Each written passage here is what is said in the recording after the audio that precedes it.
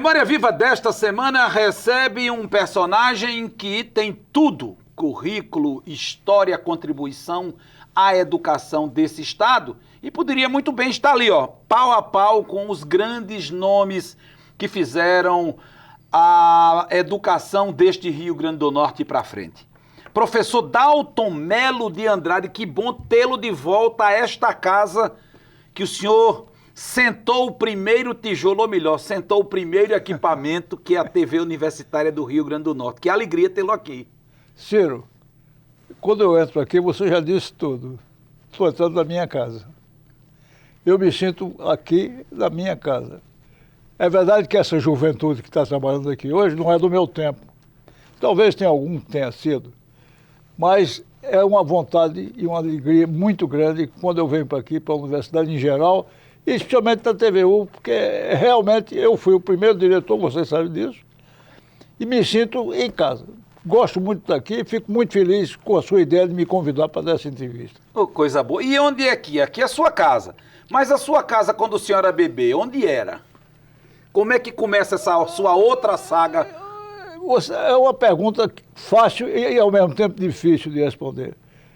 Eu nasci na Avenida Deodoro.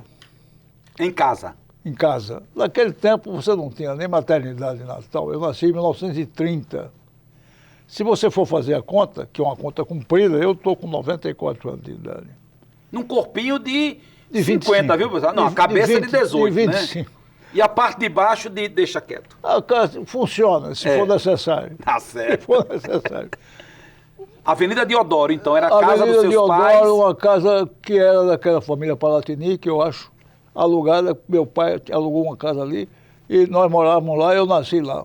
O senhor é filho de quem? Júlio César de Andrade, que era de Pernambuco, que migrou aqui para Natal e aqui fez a vida dele. E minha mãe chamava-se Nicênia Pinheiro de Melo. Nicênia é um nome que só existe nos melhores dicionários, né? Pois é. E era o quê? Nicênia era mistura de nome? Diziam que o povo do Rio Grande do Norte é criativo nisso. Você fez uma pergunta que eu não tenho uma resposta. E Enem, essa foi de exame de admissão. Ué, porque o meu avô gostava de nomes difíceis. Ele se chamava Graciano Melo. Graciano Melo. Graciano Melo. Era de Augusto Severo, primo de Cascudo. O pai de Cascudo foi que o trouxe para aqui para Natal. Ele morou um tempo com Cascudo, depois ficou sozinho, ficou independente, botou a empresa dele e tinha uma loja que ficava na rua Vigário Bartolomeu. Na Cidade Alta. Na Cidade Alta, esquina com a Ulisses Caldas. Rua da Palha. Rua da Palha. Eu vejo que você tem uma memória boa. Por isso que eu estou aqui no Memória Viva. E está bem localizado. E ele então tinha essa firma dele instalada ali. E eu, inclusive, me lembro disso, porque felizmente a minha memória ainda funciona. Graças a Deus. Deus. E eu já com 8 anos de idade, 9 anos de idade, ia muito para a casa dele, fim de semana, e ele me levava para a loja, que a gente chamava. E naquele tempo abria às 7 horas da manhã e fechava às 6 horas da tarde. E vendia o quê? Imagine alguma coisa que ele não vendia, que é mais fácil. Porque ele tinha... Era um armazém de secos, molhados, Ney Mato Grosso, não, era tudo mais. miudezas. Miudezas. Aí ele vendia, era perto do Ateneu, ele vendia tudo que era para estudante comprar. O Ateneu, à época, era ali vizinho à igreja presbiteriana e vizinho Sesc. Exatamente. Na esquina ali, hoje parece que é alguma coisa da prefeitura. Foi um órgão da prefeitura, a Secretaria de Finanças durante muito tempo. Ali fizeram um dos maiores crimes que eu já vi no Rio Grande do Norte, que foi destruir o prédio do Ateneu. Eu tenho a fotografia original, era um prédio belíssimo. Clássico. Formidável. Aí mas hoje é um caixão. Pois é. Depois, inclusive, foi a faculdade de engenharia. Era um negócio fantástico. Foi 1874, entendeu? 74. Meu Deus.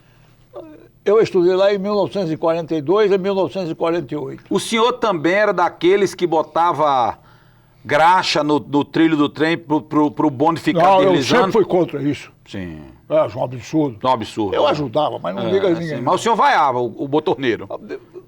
Quando ele queria receber a passagem, eu vaiava. E aí o senhor, menino, na Deodoro com seu tio lhe levando lá, com seu avô pra loja que se chamava assim? Natal moderno. Era moderno mesmo, né? Na época era. E tinha aí... todo no mundo. Sim. Para estudante, por exemplo, tinha papel ao maço, matar borrão. Já viu falar em matar borrão? Matar borrão equivaleria hoje a carbono. Não, negativo. Não. Matar borrão é para você enxugar a tinta. Ah. Você escrevia com tinta E secava. e secava com matar borrão. E o papel ao maço era o famoso papel de ao maço era o prova, papel né? que você usava para fazer prova. Aquela pra de todo linha. mundo. Tinta sardinha, que era um vidrinho pequeno, e que as carteiras já tinham um buraquinho para você botar ali. o vidrinho de tinta.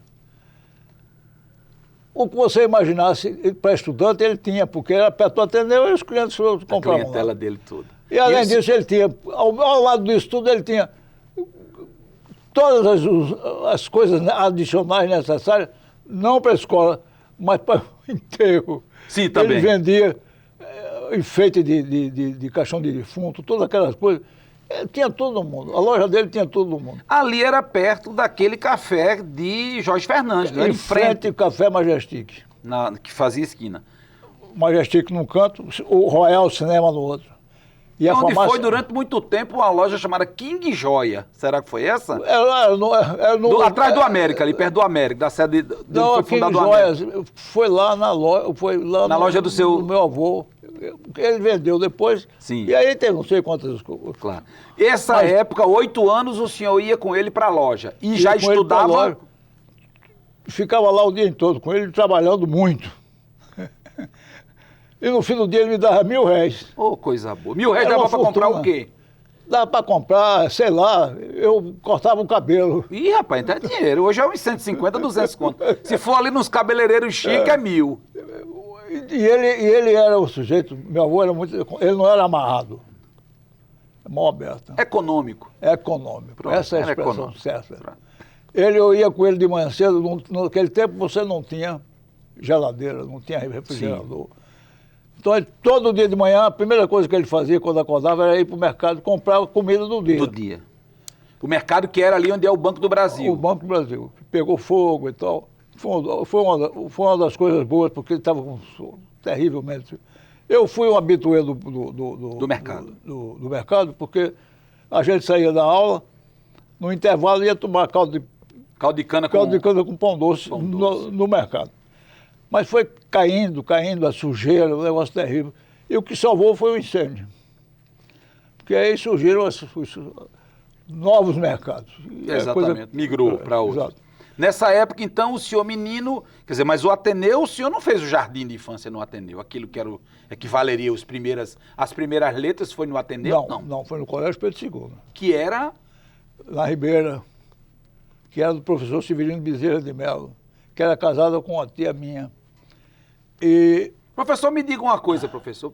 Nós vamos acabar essa conversa aqui. Todo mundo nessa cidade é seu parente. Ah, Maria, é um nepotismo. O problema é o seguinte, eu sou velho. E naquele tempo todo mundo era parente mesmo, essa que é a verdade. O Pedro II, para a gente orientar, era na Ribeira, perto de onde? Lateral do Teatro Carlos Gomes. Que não é o Augusto Severo, a Faculdade de Direito, não. Não. Do outro lado. O Augusto Severo era um grupo. O grupo. Grupo escolar, era do outro lado. Era na Sachê. Rua Sachê, esquina.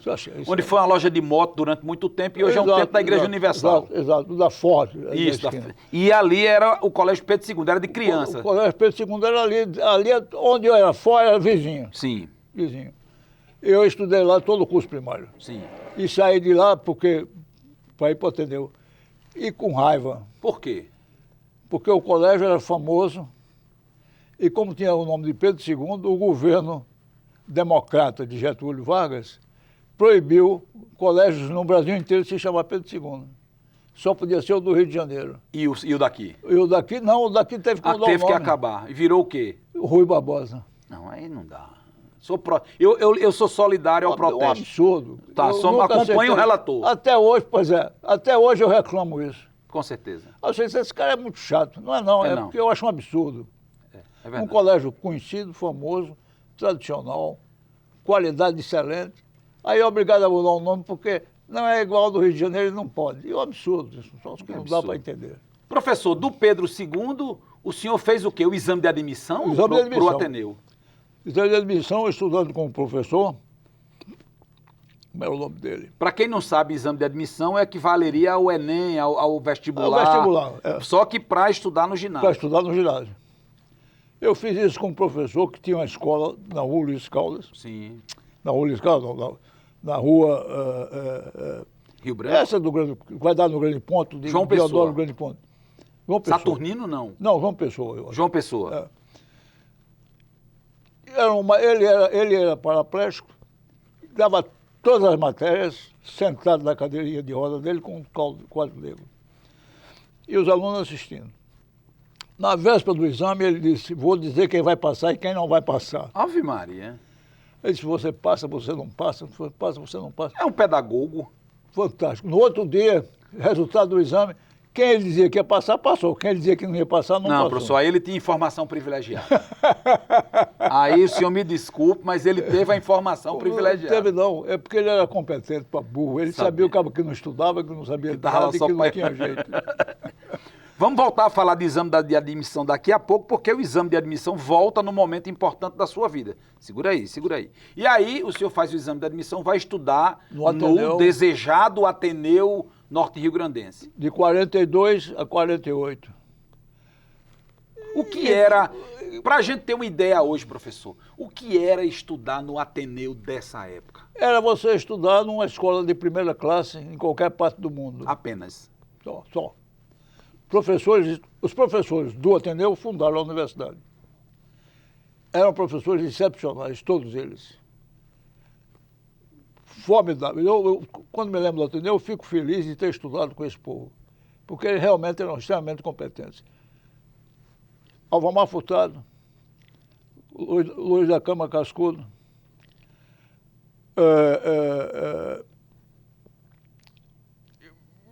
Clementino Câmara, Israel Nazareno, todos eles tinham apelido. Israel Nazareno ensinava português. Qual é o apelido Clementino dele? História do Brasil. Sim. E o apelido de Israel era qual? O Israel, não me lembro agora. Se eu me lembrar, eu digo. Você diga, não se aperrei não. Cascudo dava aula de quê? Cascudo, História. Álvaro Navarro ensinava ciência. Pedro II ensinava química. Quer dizer, você tem uma pleia de professores excelentes. Uma seleção brasileira mesmo. Seleção. De 70. Esse povo todo foi para a universidade depois. Fundou a universidade depois. Completou o quadro da universidade com a maior facilidade, porque eles tinham competência para isso. E aí o senhor fica no Ateneu, termina o curso no Ateneu. Até 48, terminei o curso em 48. Porque Sim. Quando eu estava lá, como essas coisas que acontecem no Brasil toda semana, houve uma modificação do ensino. Alteraram A regra do jogo. Aí, antigamente, eram 4 anos, depois passou para 5 anos, depois passou para 8 anos. Fazia 4, que eles chamavam de ginásio, e 3, que era o curso científico ou clássico. O científico, para quem queria fazer medicina, medicina, clássico, engenharia, fazer direito. E eu peguei essa reforma, então eu ia passar 5 anos no Ateneu, eu passei 8. Sim, mas o senhor não achou ruim, porque o senhor estava na universidade, né, professor? Já. Você estava na universidade sem estar na universidade. Eu, quando saí de lá, passei 1 ano sem estudar, porque Natal não tinha nada. Eu tive que sair para estudar fora de Natal. Foi estudar onde? Fui para Lagoas, porque eu não podia comparecer às aulas totalmente, só um pedaço de tempo, porque eu trabalhava. Aí fui para lá. Passei. O senhor já trabalhava aí nessa época? Trabalhava com meu pai. Na loja? Comecei com ele com 9 anos de idade. Na Ribeira? Sim. Pensar exploração de trabalho infantil, professor. Mas naquele tempo não existia isso, não. Naquele tempo existia o trabalho. E aí o senhor vai fazer vestibular em Alagoas? Fui fazer vestibular em Por Alagoas. que não fez aqui? Tava com medo de passar? Não Ficou com medo lá do professor? Não tinha universidade. Não tinha universidade, não. Não tinha nada. Ele foi em 48, rapaz. Aí foi para Alagoas. Fui para Alagoas fazer o vestibular. Mas lá em Alagoas, quando o senhor chega para fazer o vestibular, chegou nadando de braçada ou teve dificuldade de entrar? Nenhuma dificuldade, porque eu era um bom aluno, modéstia à parte, e estava preparado. Inglês, que eu sabia inglês muito bem, que era a língua estrangeira, inglês ou francês. Obviamente eu falava inglês. Venha. A minha nota foi 100, que era a máxima. Latim, que eu achava péssimo, tirei 95. Vixe, Maria, foi filé. História, eu tenho uma nota boa, e a minha pior nota foi em português. Por quê? Porque O senhor era ruim de português? Eu me lembro, eu tirei 70 em português. Mas era a foi média. a nota mais baixa de todas. Mas já era a média, né? Era mais do que a média já. Era. A média geral era 70. Sim. E aí o senhor foi estudar o quê? Direito. E mudou-se para lá? Mudei não. Eu ia para lá de navio, de trem, de ônibus. Passava um mês, dois, voltava para Natal para trabalhar, depois ia de novo. Juntava dinheiro, ia. Exato. E como é que o senhor fazia para acompanhar essa aula aí que o senhor faltava? Pedir o caderno emprestado? Era? Não, eu tinha os livros. Os professores lá ajudavam. Eles sabiam das dificuldades. Porque o senhor também não era só o senhor que vivia essa situação. Meus contemporâneos, não. Aloysio Alves. Ney Marinho foi outro deles, irmão de Djalma. Irmão de Djalma Marinho. Irmão de Djalma Marinho. O outro foi esse Galvão, Hélio Galvão. Todos foram meus contemporâneos. Então eu estava bem acompanhado. Por causa da dificuldade de você se formar em Natal. Sim. E por causa das exigências de frequência permanente do Recife. Entendi. Aí quem podia fazer frequência ficava em Recife. Quem não podia ia para Alagoas, ou ia para o Ceará, também podia ir para o Ceará. O senhor estudou Direito? Direito, exato.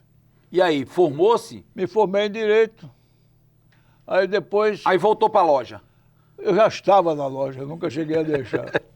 Mas aí eu comecei a advogar aqui um pouco de tempo, depois eu deixei, porque cheguei à conclusão que não era a sua praia. A minha praia. Mas aí eu comecei a estudar economia e tal, fui fundador da Faculdade de Economia. Quer dizer, o curso de formação, de graduação, como se diz hoje, o senhor fez na loja do seu pai. Foi. Para aprender economia. É verdade, é verdade. Comprar mais barato, vender mais caro, guardar o dinheiro. Pelo contrário, a gente comprava caro e vendia barato. Isso que é isso, professor, não existe esse milagre, não. É esse milagre que o professor Dalton Melo de Andrade, advogado de diploma e anel, economista na prática, vai nos contar como é que compra caro e vende barato. É isso que eu quero saber já já. Ele vai continuar com a gente. Memória Viva, volta já. Segura aí, segura o tchan. Comigo ele, hoje, o professor Dalton Melo de Andrade. Já passou dos 90, já está quase nos 130. É mentira, mas é bom demais de ouvir, né? É bom ouvir isso. Professor, o senhor estava me dizendo agora, formou-se em Direito, mas acaba dirigindo sua carreira para o mundo da economia, o mundo da gestão. Foi aquele curso que o senhor fez na universidade, na Ribeira, lá com o reitor e professor Júlio? Me ajudou muito. Porque ele, apesar de não ter formação nenhuma, tinha um curso de comércio. E tinha a cabeça boa. E ele me ajudou muito, porque eu aprendi muito com ele. O senhor vendia o que lá? É uma loja... Ele começou com um escritório de representações. Você sabe o que é isso? Sei. Talvez o telespectador mais novo não saiba, é aquele profissional seria hoje a internet, a loja virtual. Exatamente. Sujeito com catálogo que representava a empresa. Por sinal que eu tenho uma história muito boa sobre isso, porque eu trabalhava com ele nesse tempo. Pois conte. E a gente vendia de firmas do Sul. Era uma dificuldade enorme, porque você não tinha comunicação. As cartas levavam 15 dias. Tudo máquina de escrever, papel carbono. Quando você errava, era uma complicação para ajeitar. E a carta levava 15 dias para ir, 15 dias para voltar. O telegrama levava 3, 4 dias. Peraí, professor, essa loja do Sul hoje, para entregar um negócio, no tempo do Zap Zap, no tempo já demora um tempão, então para ver antigamente... Mas naquele tempo era tudo assim, então não era novidade nenhuma, todo mundo já sabia, todo mundo já esperava isso. Seu avô representava o quê? Loja de... que produto? Todo mundo. Sim, mas conta a história, A história que eu vou contar é uma história sobre uma firma chamada Amotim e Companhia, que fabricava espanador do Rio Grande do Sul. Espanador de pena de aves. Sim. Eu não sei se ainda existe isso hoje. Aqueles de filme que a gente vê aí, de desenho. E a gente vendia isso aqui. Você é comerciante, eu lhe vendia, você esperava, vinha para você, você recebia. Tinha um comerciante aqui chamado João Rodrigues, que tinha uma loja de livros na Avenida Tavares Lira e comprava essas coisas. Eu vendia a ele. Aí 12, eu escrevia 12 glosas. Sim. em vez de 12 unidades. Quando é um dia ele telefona para mim, Dalton, você vem aqui imediatamente, eu estou morto, perreadíssimo. Não, vem aqui, eu fui lá. Tinha um caminhão parado na porta dele. Só de... Sim, você não entendeu o que era. Não, quando eu entrei, ele disse, Dalton, você está vendo esse caminhão? Estou. É o espanador que chegou para mim. Mas eu digo, João, você assinou o recibo por pedido. Assinei, mas você botou glosa e era unidade. Glosa era uma unidade de medida Glosa de eram quanto? 144. 144 espanador? Uma glosa. Professor, e o senhor também, professor? Aí o homem tinha que ter poeira do mundo todinho, do deserto. Mas eu resolvi o problema dele. Sim, fez o quê? Fiz o seguinte, eu digo, eu vou falar com uma firma para primeiro prorrogar o prazo de vencimento. Sim. Segundo, vou vender os seus espanadores. Perfeito. Então eu passei a vender Aí o nasceu um espanador. novo vendedor que não era mais representante. Claro. Era o prestanista. Exatamente. Aí eu passei a vender a você, por exemplo, em vez de vir do Rio Grande do Sul, eu entregava Direto. Virou então o maior distribuidor de espanador. Acabei a poeira do Rio Grande do Norte. Perfeito. Professor, isso tudo no mundo da Ribeira. No universo da Ribeira. A Ribeira era um negócio fantástico. Eu peguei a Ribeira no auge do tempo da guerra.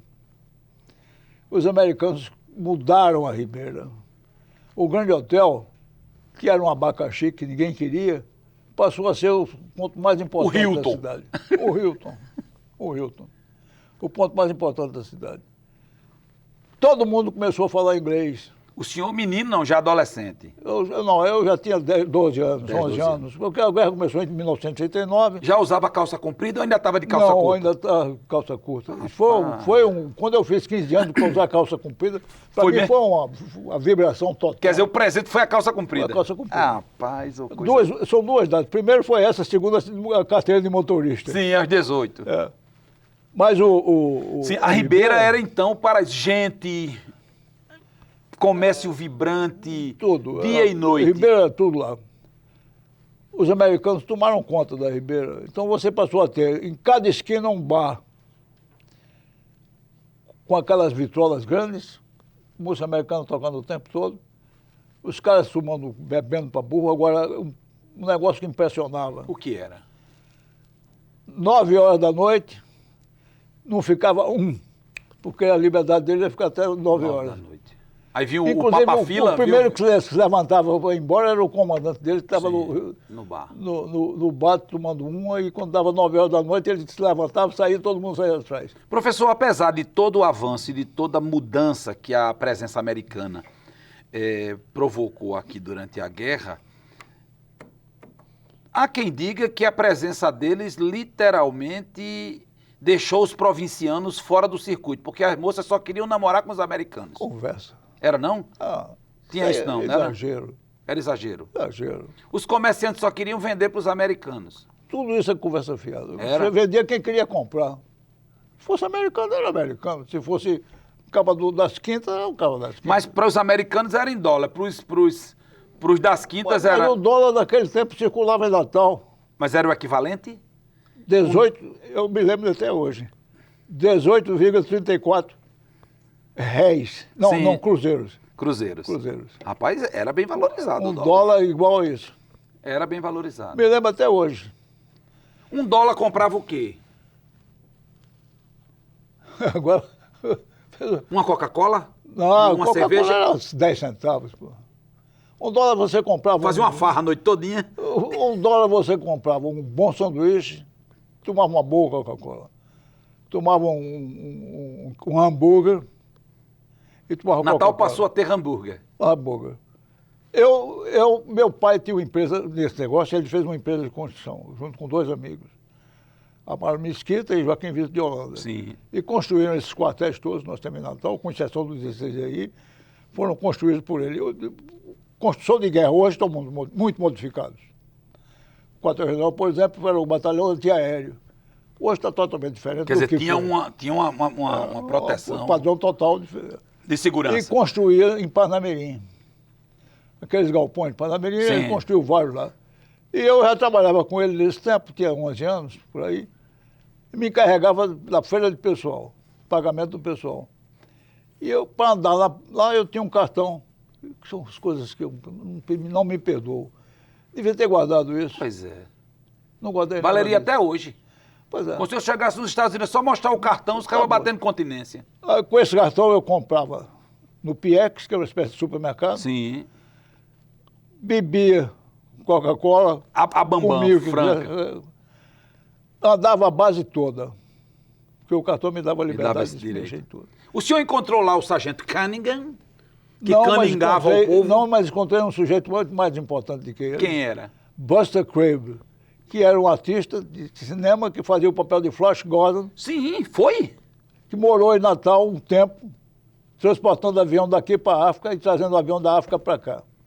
Rapaz, aquele do Aquele, cinema, Flash Gordon. o Flash Gordon. Eu me lembro que eu saía fugia da aula no Ateneu para ir assistir o Flash Gordon no Royal Cinema, que era perto. E conheceu o Flash Gordon ao vivo, Conheci ao na vivo. vida real. Conheci na vida real.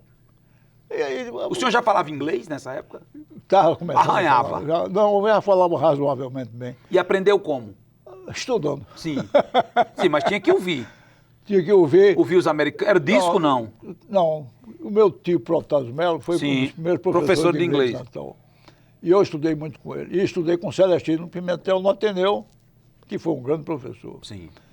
E eu estudei francês com um tio meu, quando eu era menino, 8, 10 anos de idade, comecei a estudar francês. E cheguei a falar francês, escrever e ler sem nenhum problema. Mas com a invasão americana eu deixei francês de lado e passei a falar inglês. Isso. Inglês hoje é uma segunda língua para mim. O senhor pensa em Faço- inglês, não tem dispensa problema. inglês, faz tudo. Nessa época, então, o senhor ia para a Com base... com o 11, seu- 12 anos eu Já dominava. Já. O senhor vai para a base, vai para os quartéis, porque o seu pai e esses dois, Joaquim Vitor de Holanda fizeram e Amaro uma Mesquita. empresa de construção. Joaquim Vitor de Holanda, que me parece morava ali no alto da Rua Sachê. Exatamente. Tinha uma escola de Exato. samba. O escritório dele era ali. Era ali. Na Rua do Saneamento. A Rua do Caneamento, como dizia uma avó minha. Que era uma figura formidável. E Amaro Mesquita é o que Amaro tem o nome Mesquita do era a firma prédio. Galvão Mesquita. E que tem o nome do prédio ali na Rio Branco, Na Rio com a... Branco, exato. Com a Esses João eram Pessoa. sócios, meu pai, Os três. no tempo da guerra, com essas empresas de construção. O que era, professor, a base naquela época? É aquela coisa que a gente vê no filme aí, de filme de guerra, os soldados passando, os jipes passando. É aquilo mesmo de filme? Não tinha nada disso. Tinha não? Era tranquilo.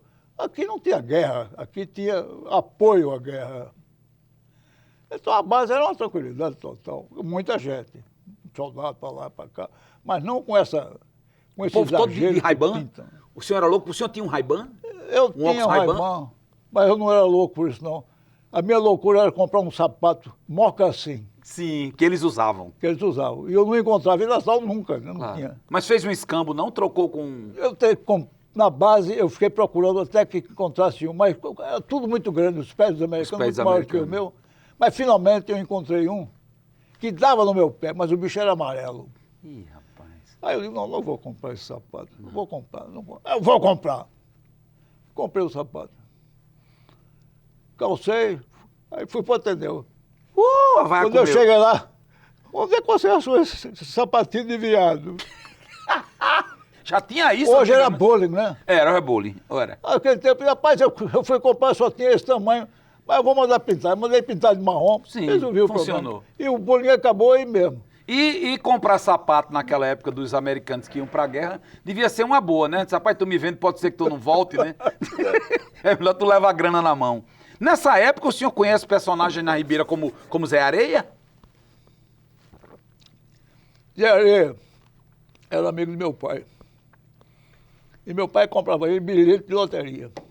Dizia Cascudo que ele era um mendigo espanhol, um nobre. Era isso? Era uma figura formidável. Não pedia, não... Não tinha nada. O centro, automaticamente, ele que vendia uma rifa. E Do você carneiro. comprava. Seu pai comprou a rifa do carneiro? Tudo que ele rifava... Ele rifava, o papai comprava porque gostava dele e ajudava ele, não podia. Mas a rifa do carneiro é muito boa, se você conhece. Chega o carneiro gordo na venda, na entrega do carneiro magro, né? Mas não, mas melhor não é isso. Melhor é que ele passou na porta de um camarada, o sujeito se chamava Sidão, e o pai dele era o dono da loja, seu Bevenuto, e era uma alfaiataria. Aí, Dom, disse, onde é que você arranjou esse carneiro? Carneiro horrível, não sei o que e tal. Aí ele disse, esse carneiro é viado. Aí ele foi embora. Quando ele voltou, o Dão caiu na vez. Zé, como é o nome desse carneiro? Disse Bevenuto, que era o pai dele. Acabou-se. Dão perdeu uma grande chance de ficar calado, né? Total. E essa efervescência da Ribeira, da guerra, o senhor viveu aquele momento, o medo, por exemplo, do blackout, professor? Ah, vivi, claro. Esse eu vivi. O medo da guerra iminente, né? Do ataque iminente. Na minha casa, meu pai construiu um abrigo antiaéreo. Vixe, Maria. Debaixo do chão. E, por sinal, há poucos dias ele vendeu a casa, quando ele morreu, nós vendemos a casa. Então, que era onde? Na rua Açu. Rua Sul. Rua Sul. Pertinho da Hermes da Fonseca. E ele vendeu a casa, e eu pensei que ele tinha aterrado esse troço, enchido de areia. Quando eu dei um telefonema no camarada que tinha comprado, não, tem um pulinho aqui, porque o caminhão, nós mandamos fazer um serviço aqui, o caminhão caiu num buraco. Eu cheguei lá, tiraram a tampa, era o abrigo, do mesmo jeito que ele construiu e deixou. Você entrou no abrigo? Na claro, entrei. Mas não entrou na hora do blackout da sirene tocando? Não, uma vez. Só uma vez. Uma vez, porque o blackout começou, eles avisavam. Vamos fazer... O blackout eles não avisavam. O blackout era a cidade inteira escura. A cidade inteira. Eles avisavam, vamos fazer uma simulação de ataque. Esse eles avisavam. Depois, daqui para frente, não avisamos mais. Quando vocês ouvirem... Corram. Corram. E numa dessas ocasiões, nós fomos para o abrigo. Quer dizer, a cidade ficava escura e tinha aqueles holofotes varrendo o céu. O céu atrás dos aviões. Aquela coisa. E uma das vezes, nós fomos 2 ou 3 vezes para o abrigo, no dia do aviso, mas nesse dia não houve nenhum aviso e a gente foi com muito mais pressa, né? Claro. A gente sabia, quem tem um pouco de conhecimento, sabia que não havia como os alemães bombardearem. Não tinha como chegar. Mas tinham submarinos. Sim. Natal não seria uma Pearl Harbor, né? Pois é. Os submarinos passavam o tempo todo na costa do Nordeste. E aqui de Natal eles passavam em frente, né? Davam tchau ali a Natal. Exatamente. Podiam muito bem atacar a cidade com um canhão de submarino. Mas tinha o Forte do Rei Mago, professor. Claro. Resistindo até hoje. Não, mas tinha defesa. Claro. Tinha defesa. Professor, e aí nessa época da guerra, o senhor tem o privilégio, o prazer de viver essa efervescência da guerra. Agora, uma pergunta que não quer calar até hoje. Se esse movimento foi importante para a vida da cidade, se essa presença americana durante a guerra impactou e virou literalmente a chave da cidade, da história da cidade. Há uma Natal AG antes da guerra e uma Natal DG depois da guerra. É verdade. Por que hoje nós temos tanta dificuldade de cultuar a memória desse tempo? É sobre isso que eu quero lhe ouvir daqui um pouquinho, porque o Memória Viva dá uma breve parada. Eu estou tendo o privilégio de conversar hoje com o professor Dalton Melo de Andrade, que além de outros predicandos, educador respeitado, foi secretário de Educação, fundou esta televisão em que estamos aqui agora conversando no Memória Viva desta semana. A gente volta já. Memória Viva de volta, recebendo nesta semana o professor Dalton Melo de Andrade, que agora está revirando o baú das memórias dele, lembrando daquele tempo da Ribeira Velha de Guerra. Professor Dalton Melo, todos os grandes lugares do mundo cultuam, fazem dinheiro com memória. A Alemanha está lá com fardas antigas dos soldados, vende pedaço do muro, vende tudo no mundo. Por quê? Quer dizer, você vai nos Estados, na Alemanha, tem o portão lá que dividia as duas Alemanhas, você para no ônibus, desce, tira foto, aquela história toda. Ô professor, por que Natal resiste tanto à ideia de preservar, contar e fazer a história da guerra render dinheiro? Cultura.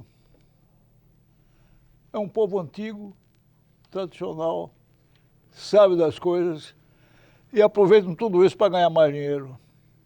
E a gente não aprendeu a fazer isso ainda. É possível que a gente venha aprender a aproveitar essas coisas todas. O senhor é otimista, né? Eu sou otimista. Daqui a pouco, quando lembrar, não vai ter mais nada de... Não vai. Nem sua carteira lá que dava direito, o seu cartão de crédito. Não me fale em preservação, porque você vai a Ribeira hoje é um desastre. No meu tempo era o lugar mais vivo de Natal. E a Ribeira era um passeio efusivo, você achava o negócio sensacional. Movimento fantástico. Era uma Times Square. Uma Times Square. Era um pouco mais, porque tinham mais ruas. Pois é, Times Square famosa no mundo inteiro. Você vai só aquele miolo ali, aquela praça Pio X ali, a praça Augusto Severo. Exatamente.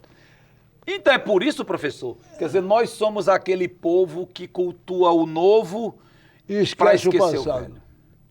Exatamente. Isso é uma das coisas que me deixa triste. Mas por quê, professor? Será que é porque a gente não quer aprender com os erros do passado e quer ter o prazer de repetir o erro? É um problema de formação cultural. As escolas nossas precisaram muito mais. No meu tempo, elas eram melhores nesse aspecto do que hoje. Porque os professores se preocupavam muito em mostrar o passado e o progresso. Hoje o cara só coisa no futuro, já está pensando em ir para a Lua, coisas desse tipo. Agora não vão mais nem para a Lua, agora se vão para Marte, Saturno, vão para o Sol. É um negócio terrível. Mas eu sou otimista, acho que as coisas vão mudar. Lentamente, mas vão mudar.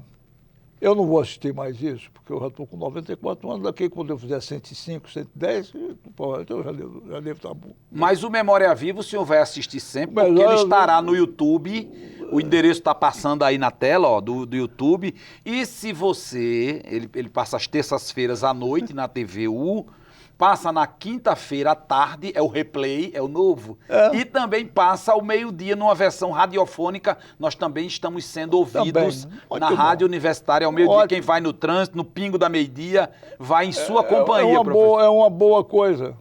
Eu não sabia dessas novidades todas, porque no meu tempo era na televisão, com dificuldade, porque era videotape. É verdade. Gravava o vídeo, ficava aí, e deve ter aqui deve ter a coleção toda. Tem sim. O sistema da Memória Viva naquele tempo era um pouco diferente de hoje. É verdade.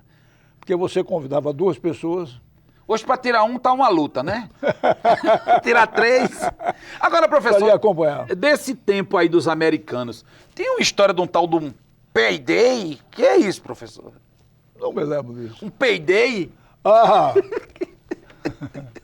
Em português, payday, o cara já tapa o nariz, né? Isso foi verdade, essa história. Sim. Meu tio Protásio era professor de português para os americanos. Ele era professor de inglês e era professor de português na base. Fazia a inversão. E um dia ele pediu, o comandante da base pediu a ele para explicar por que o povo ria tanto quando ele falava em payday. Aí Protásio explicou como é que isso soava em português e o que era. Aí os americanos no outro dia mudaram o nome para Payment Day. Que aí não tem mais. Não tem mais risada. Perdeu. É muito boa essa história. Não tem mais risada, né? Tem umas histórias ótimas desse tempo. E onde é que o senhor entra na educação, professor? O senhor está lá no direito, diploma de advogado, doutor bacharel, começa a enveredar para o lado da economia. É aí que o senhor começa a virar professor? Não, o senhor vai ser o quê? Não, eu comecei a ensinar inglês em 1957. Onde? Na Esquebel, que foi o ajudei a fundar. O senhor foi fundador da Sociedade Cultural Brasil Estados Unidos. Que era ali já no Tirol, ali no Petrópolis, não? Não, era uma casa mais comum. Aquilo ali depois foi os americanos que construíram. Sim. O consulado deles. Sim. E quando eles foram embora, doaram aquilo pra gente. Qualquer pessoa que quisesse aprender inglês podia se matricular. Não tinha esse problema. O senhor era professor e quem mais estava nessa turma aí, nesse grupo? Como professor? Nesse tema? Protásio, Ivone Barbalho, um xará seu, Pedrosa, eu não me lembro o nome dele todo.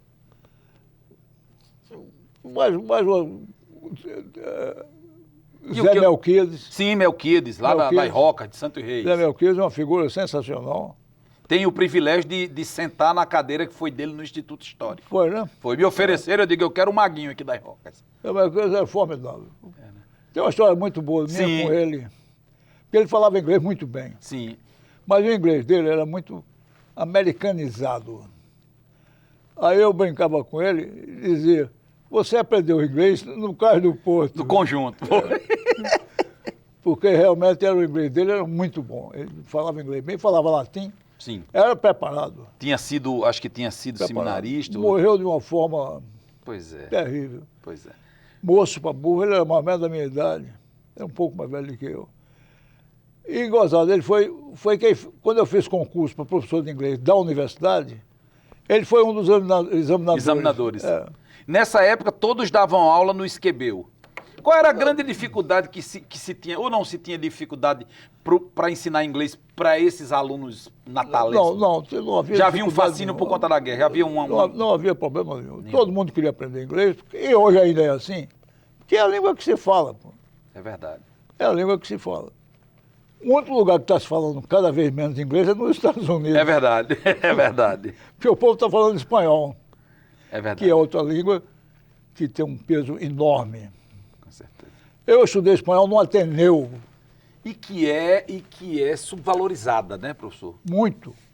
A gente fica com essa empáfia nossa de que somos um país, mas em torno de nós vivemos cercados de hispanidade. Né? Eu estudei um ano de espanhol no Ateneu com o professor Paulo Gomes da Costa. Dessa família Costa que teve o pessoal, foi juiz Sim. e tal. Ele morreu moço. E com esse um ano... O senhor já saiu hablando? Saí hablando. Já saiu hablando. É parecido com o português. Parecido, vírgula, né, professor? Não, é parecido. A gente acha, mas eles não acham, né? Não acham. Aí quando eu fui para o OEA, a OEA... Peraí, da OEA a gente vai chegar já na OEA. O senhor ainda está no Esquebeu, ensinando inglês ao povo. Aí o senhor deixa de ser advogado, passa a ser professor de inglês. Eu esqueci que era advogado. E passei a ser professor. Fui professor de inglês, professor da Faculdade de Ciências Econômicas, que eu estava falando, que o João Wilson Mendes, meu diretor, que foi fundada por Ulisses de Góes, que foi uma das grandes figuras do Rio Grande do Norte. Ulisses Celestino de Góes, o publicista católico. Exatamente. Todo mundo do cooperativismo, da contabilidade, do comércio, deve a ele. É com ele. Aí criou a Escola de Comércio, e criou a Faculdade de Ciências Econômicas. E eu fui fundador de uma das cadeiras lá. Qual? Métodos e Organização e Métodos. OIM. OIM, exatamente. O senhor conseguiu fundar aquela chatice. O senhor, então, foi o culpado daquela chatice, professor? Aquela disciplina é chata, viu, professor? Eu vi que o senhor gosta de... Fayol e Taylor. Exatamente.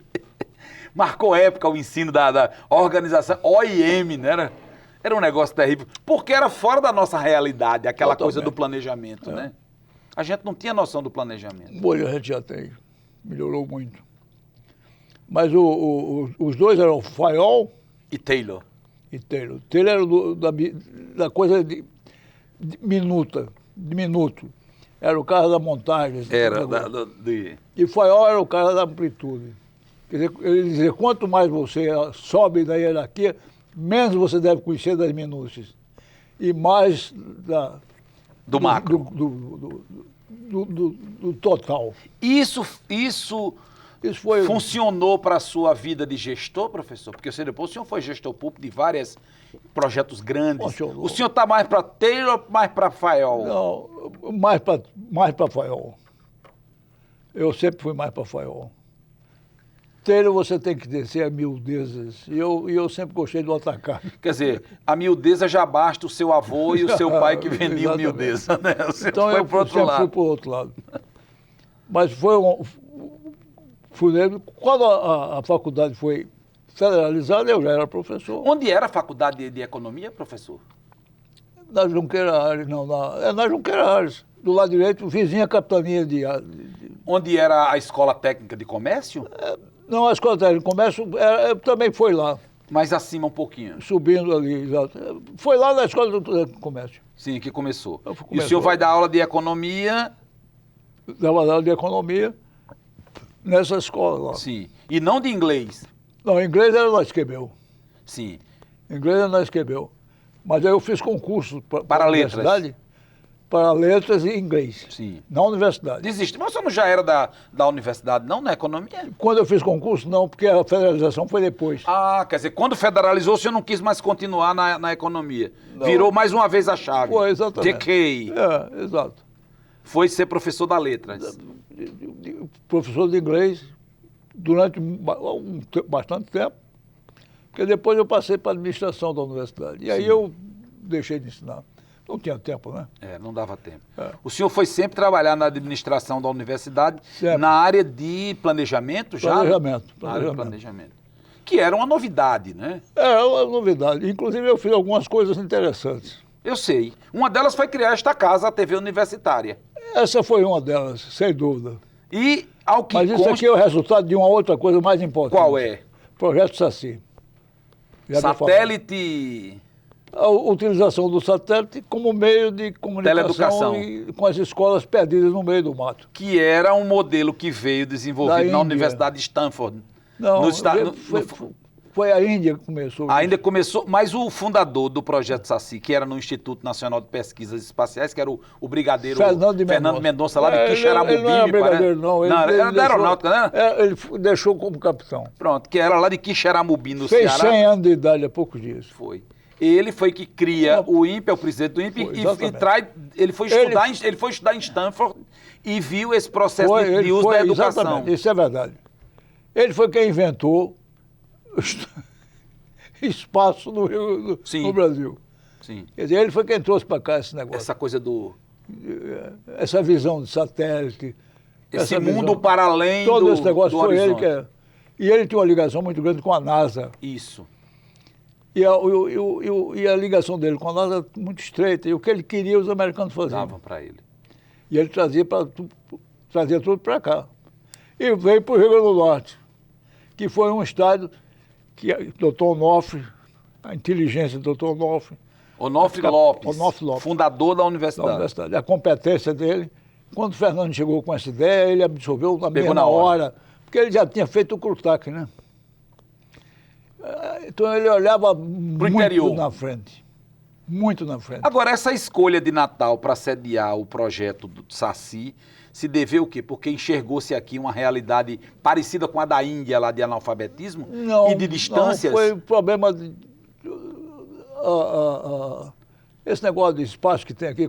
A Barreira do Inferno. Barreira do Inferno. O Fernando era ligado a esse pessoal. Aí ele veio para aqui e aqui procurou o doutor Onofre topou a parada. E aí cria-se o projeto Saci, o INPE, que funcionava no campus universitário, na entrada ali, onde depois foi a Comperv. Hoje não é ali, né? Quando a gente começou lá onde era a Escola Técnica Federal. No centro da cidade. No centro da cidade. Aí depois se expandiu e a gente veio para essa área aqui. Inclusive tem um pedaço... Nós demos um pedaço de terreno aqui para o INPE. Para o próprio INPE. Isso era lá antigamente. Aqui desse lado. Qual era o desafio daquela época? Convencer o povo de que poderíamos ter televisão própria? Mas antes disso, tem uma história de um equipamento que veio dos americanos, né? Não houve esse desafio, porque o povo estava doido para ver televisão, né? Que então, a televisão vinha de Recife, né? A dificuldade, chovia. Horrível. Eu vou lhe fazer uma confissão, professor. Fiz a uma colega professora lá de Recife, que fez uma história muito interessante sobre a TV Universitária. Eu digo, até hoje, eu sou assustado com o fantasma de Tapacurá romper. Porque a gente assistia tanto a TV Tupi de Recife, que o cara disse, Tapacurá vai romper. A gente tudo com medo de Natal, como se a água fosse chegar aqui, né? E a TVU... instala-se a época. Agora, doutor Onofre tem essa visão. Diz, rapaz, vamos fazer isso. E aí, chamou o senhor para traduzir isso? Eu já trabalhava com ele. Sim. Eu comecei a trabalhar com o doutor Onofre em 67, 66, por aí. Na administração. Na área de planejamento. Na área de planejamento, na área... Era quase... O administrativo. Exato. O senhor era o primeiro-ministro? Não diria primeiro-ministro, mas era um dos que eu ajudava. Porque ele era uma figura sensacional. Era simples, né? Aquela fala calma, né? Era moreno. Fantástico. Visionário. Inteligente, visionário. Você deu o nome é exatamente esse. É um homem de origem humilde. O pai dele tinha uma fazendinha vagabunda aí no meio do mato. Ele começou plantando e colhendo. Um esforço muito grande, foi para o Rio de Janeiro, formou-se em medicina. Veio para o Rio Grande do Norte. Começou a trabalhar na área dele como médico, começou a ter uma visão de criar uma escola de medicina, doutor Januário Cico o ajudou muito. Terminaram fazendo a escola de medicina antes da universidade. E a universidade é a base da universidade, foi a escola de medicina. Com certeza. Então era um homem formidável. Eu trabalhei com ele vários anos e cada vez eu admirava mais. Ele é um daqueles que o Rio Grande do Norte não trata com o devido respeito? Isso, sem dúvida nenhuma. O Rio Grande do Norte esquece as grandes figuras desse estado. Você, por exemplo, Silvio Pedrosa. Não existiu nenhum governador como Silvio Pedrosa. Silvio inventou governar com todo mundo junto dele. Abriu o governo para todo mundo. Porque antes era, se você não é do meu partido, vá para fora. Vá para fora. Ele não, ele juntou todo mundo. O Dr. Onofre é um tipo desse tipo. Foi esquecido por Rio Grande do Norte. Que as pessoas que realmente contribuíram para o Estado foram embora, desapareceram e nunca mais voltaram aqui. Silvio foi para o Rio. Vim aqui de visita. Quando eu fui nomeado secretário de Educação, o ginásio Silvio Pedrosa estava caindo aos pedaços. No Ateneu, nos Ateneu. fundos do Ateneu. No Ateneu. Eu recuperei totalmente. Qual foi a primeira providência que eu fiz? Convidar Silvio para reinaugurar. Claro. Ele Ninguém se se lembra dessas coisas. Ele se emocionou. Claro. Ele, na hora que eu convidei, ele já se emocionou. Porque Ninguém se lembra de mim. Claro. Professor, Aí ele veio para cá e foi a inauguração, e ele foi quem inaugurou. professor, é para contar histórias de personagens como esse que o senhor está aqui. O senhor é um personagem importante desta galeria e nós temos o privilégio de recebê-lo aqui. E a conversa está andando tão boa que a gente vai ganhar um segundo tempo. Tá certo? Então, assim, Tô à disposição. Memória Viva desta semana para aqui. Mas a saga continua. O professor Dalton Melo de Andrade continua conversando comigo semana que vem, porque a gente não chegou nem no primário ainda da história dele. A gente para e volta semana que vem. Memória Viva está sendo transmitido pela TV Universitária às terças e às quintas. Terças, 9 da noite. Quinta, 3 da tarde. No YouTube está o tempo todo. youtube.com/TVURN. E no rádio, nós estamos na FM Universitária 88,9, toda quinta-feira ao meio-dia. Memória Viva fica por aqui. Semana que vem a gente se encontra. Saga número 2, hein? Vamos pro ginásio com o professor Dalton Melo de Andrade. A gente volta semana que vem. Tchau.